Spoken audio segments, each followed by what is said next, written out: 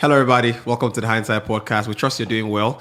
First of all, I want to say a big Eid celebrations to all our Muslim friends, and we totally, really appreciate you for all you do on the podcast, especially for Olakunle Rufai, who is a Muslim as well. He's off on holidays, and we granted that holiday with the biggest compliments to the whole family.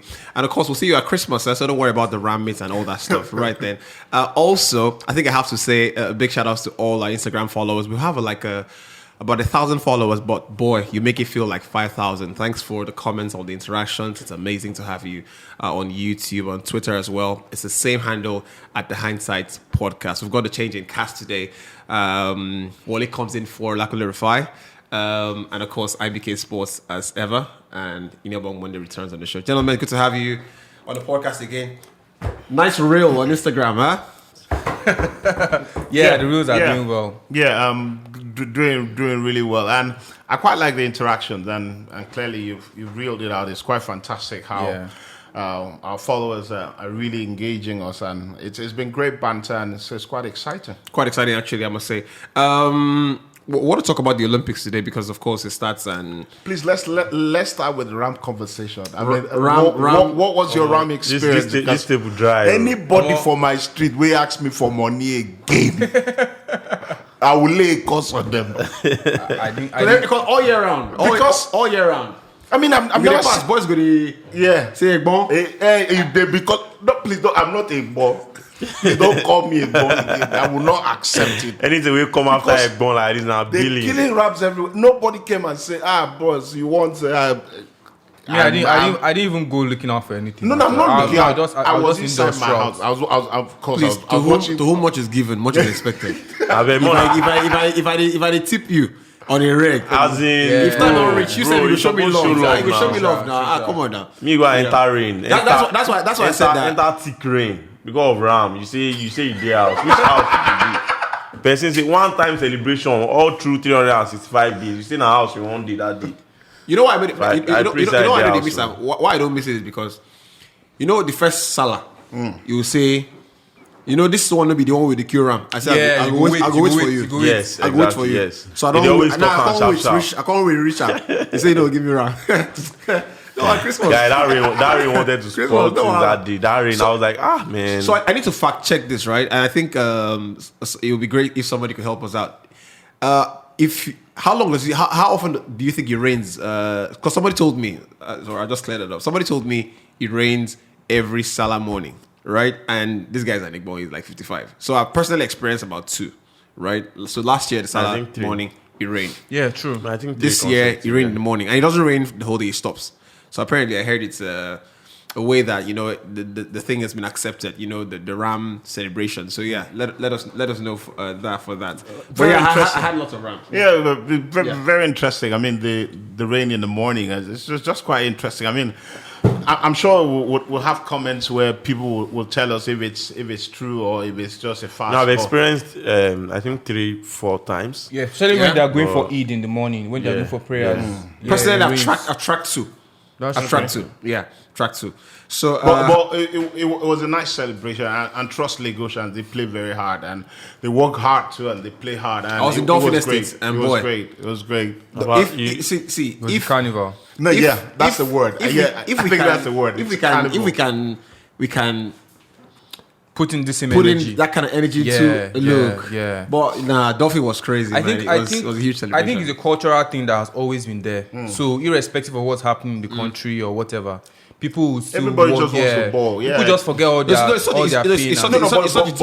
But it's good. It's good. I just feel that sometimes I think we overdo it, but I just feel that energy is good because for what Nigeria is, the kind of country we found ourselves, it's if you're going to go with what is happening in Nigeria, you're going to die of depression. Bro. You are going to die of depression. I went to the supermarket to buy stuff the other day, and I was almost screaming at the girl at the counter.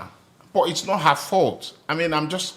Because... The prices have doubled. You're picking 2-3 things, and the next thing, the amount is... Thank you. Is obscene. Yeah. So if you want to follow that, you're going to die of depression. So... You see where they chop meat. You go for the chop, they drink. Forget your sorrow for that moment. You get Just live in the moment and have a good time. right. But I think we came here to talk football, so let's talk football. Let's talk football. Right. Fantastic. So let's start off with, I wanted to talk about the Olympics. Well, before we do that, let's just catch up with some club transfer business. So I was thinking to myself, what makes a successful transfer window? You know, and of course, this is something that fans talk about a lot. We talk about this thing a lot. You know, what makes transfer windows successful? And I personally feel you have to approach it from a buying and keeping point of view, right? Yeah. So, Very important. People just think about buying. But if you're losing your priced asset, you're losing your players. I mean, that is a horrible transfer window. And you think about for a club like Liverpool, right? And I was doing a bit of research and I realized, I think in my own time where I have, professionally curated the game and summers and winters of transfer windows, I don't think there's any point in time where there's been as many top players, I should say, nearing free agency. So in the NBA you hear about free agency all the time. I right? read about the issue of that free agency. Yeah. I think it's a coup from the players. According to what I read, a lot of them are becoming wiser. A lot of them are becoming very intelligent when it comes to contract and all. One thing that comes well with free agency is that you get most of the money that comes in. The next deal. You can easily negotiate with the club. You can easily talk to them. You can say whatever you want on your own terms.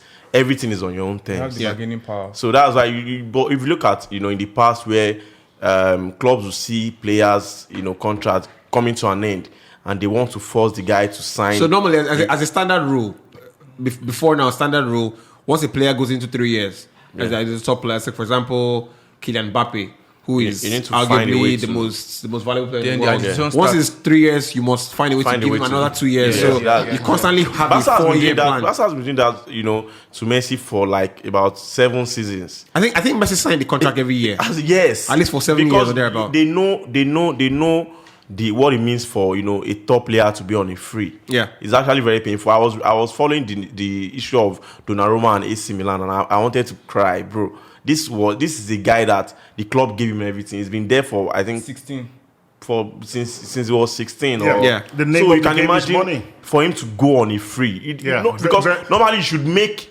number one. AC Milan, they are trying to come back from whatever they've been experiencing for a long time. I think that's a big loss. Yeah, they expect someone like Donnarumma at least sell him for about, even if it's 70, 60, bro, it's a lot of money. That's a big loss. And he went on a free. The European Championship. He went on a free. So I think these players, maybe they should try and be considerate as well. I think it's business. I feel player and club relationship is totally business. I don't. So maybe 6 years ago, I had a bit of sentiments towards players and coaches and clubs, right? Yeah, the transactional loyalty and all that stuff. I don't think there's anything like that in football. There's no loyalty anywhere. At least not anymore. Not anymore. I see sometimes I hear things that say, "Oh, play for the batch." Yeah, play for the batch. But play for the batch while you're earning. But the truth of the matter is that if you don't play well, sports people generally are into what they're doing because they want to make a living, and sometimes because of how the market has gone,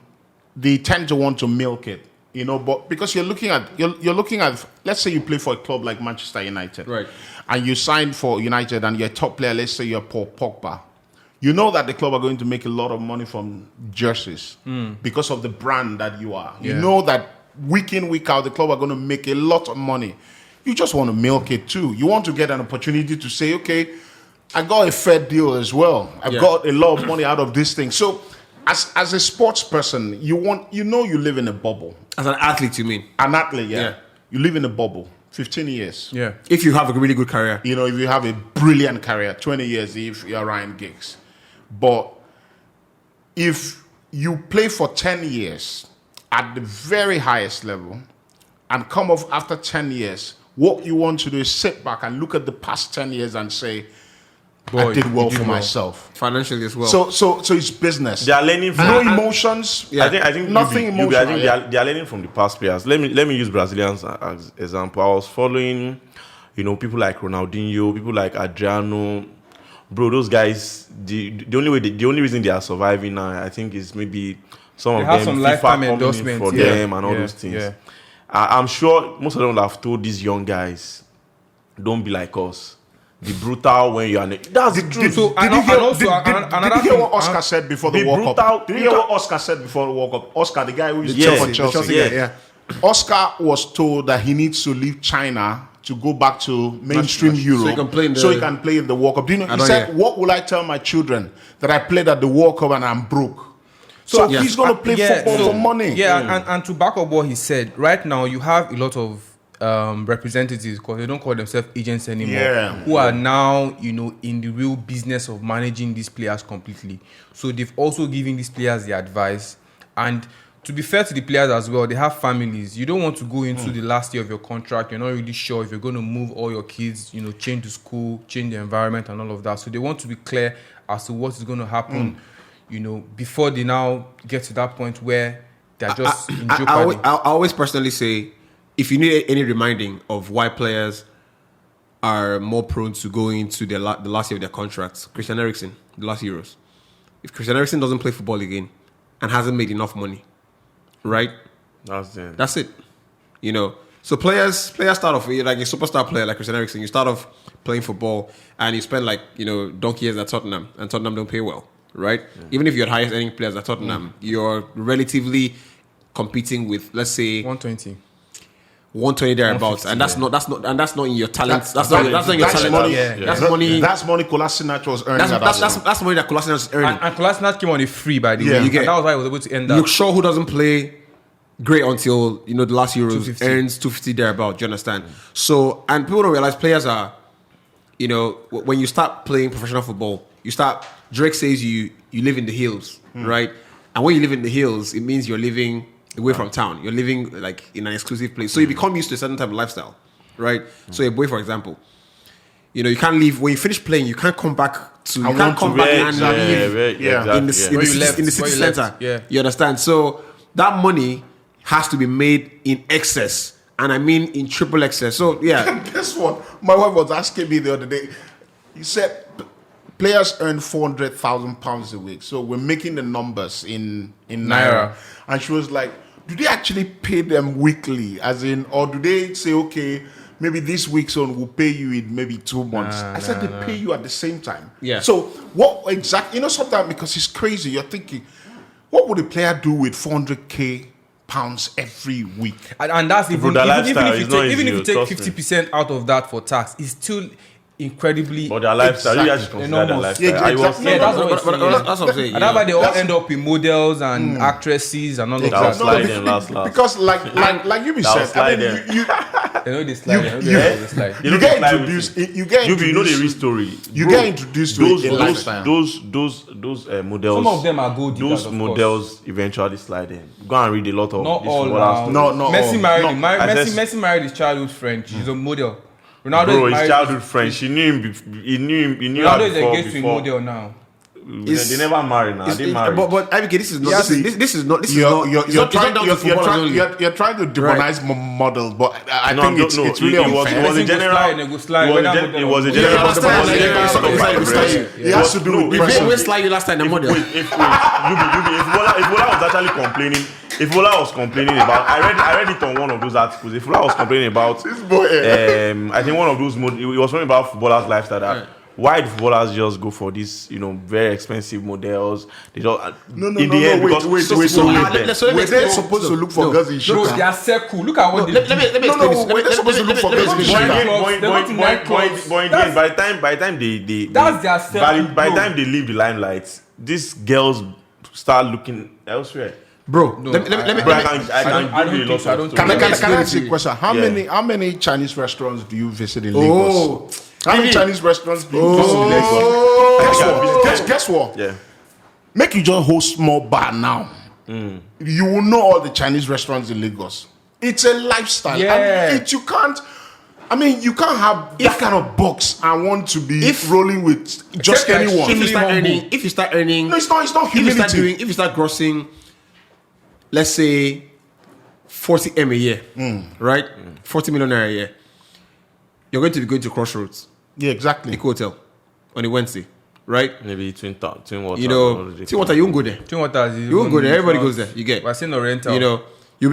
you crossroads. You know that you get to where you see all this that's where you see foreign people, and ultimately the more you spend time in those places, the more you find people that opposite sex that are in that price range as well. In the end, you know most of these footballers is like you said, they are now becoming very wise. They know that this money is not forever. Yeah. So the point is that you have to make yourself viable. So, for example, you mentioned Ronaldinho. Yeah. Ronaldinho is actually very viable commercially. So he's not. So, but Ronaldinho, he was struggling financially but then he's out of it now. That's what I'm good. saying. But that's because for him, luckily, I think he's a lot of players didn't come back. He has a commercial appeal. Dino is Dino.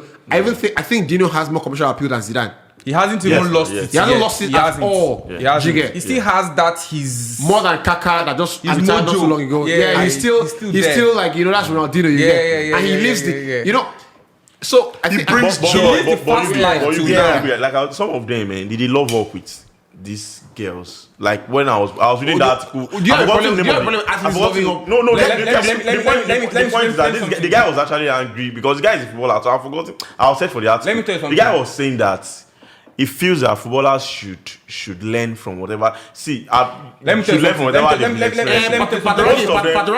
time they are ending their career, most of them they know now. Yeah, you leave them now, bro. See, when that money is entering, if you tell them that to stop, they will come and they will not agree. That's the thing about money. But that's it. When you are in the peak of your powers, you won't believe that money is going to stop. When you don't have money in your pocket, you stay one place. Make salary just drop. You remember one movie you wanted to watch. Because everybody has things on their list. The minute money, because you can't tell people. What you want to tell people is what UBS said. But you've got to be able to create a brand for yourself that after football you still be able to. People will still look at you. That's why you need to be extremely good at what you do. Ronaldo.